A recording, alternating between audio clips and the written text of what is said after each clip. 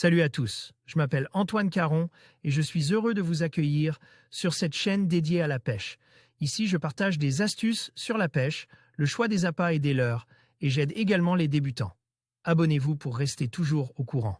Et maintenant, passons au sujet du jour. Bonjour à tous. Dans cette vidéo, je vous emmène avec moi pour un retour de session passionnant sur les sorties pêche en kayak. L'été est enfin là, et c'est le moment idéal pour profiter des magnifiques paysages et des espèces présentes dans nos rivières et lacs. Je partagerai avec vous mes astuces pour pêcher efficacement tout en savourant la beauté de la nature. Préparez-vous à vivre une aventure aquatique inoubliable. S'amuser avec les bars après une semaine automnale et des prévisions pour cette semaine à peine mieux, ce week-end sous le beau temps était appréciable. Le samedi, c'est une sortie sur la côte nord avec un collègue qui n'a pas mis son kayak à l'eau depuis l'année dernière. Le choix de la côte nord pour cette matinée est la bonne solution.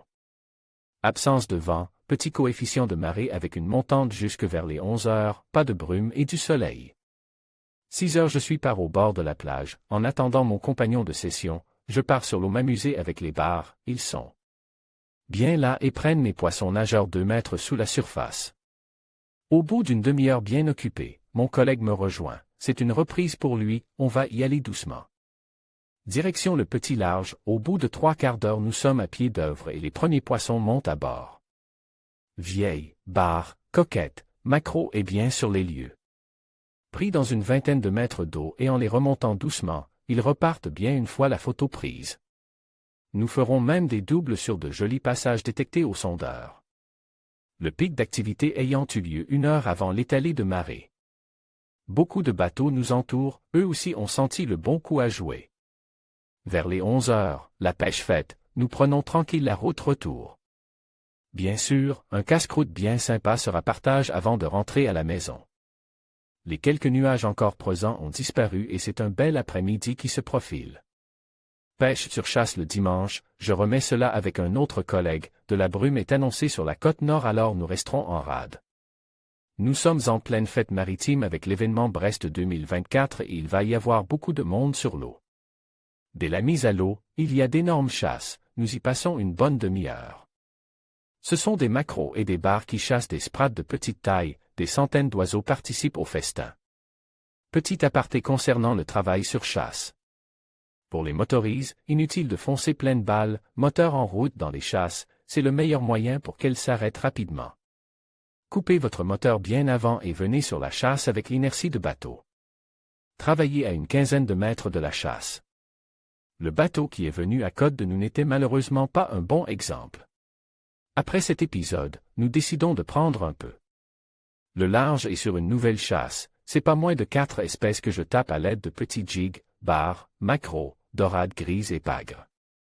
Cela permet de pêcher vite sur chasse et de descendre sous les poissons de surface souvent plus petits, les gros se trouvant dessous. Nous décidons après cela de faire une séance traîne, à la recherche des bonites, mais nous ne les trouverons pas.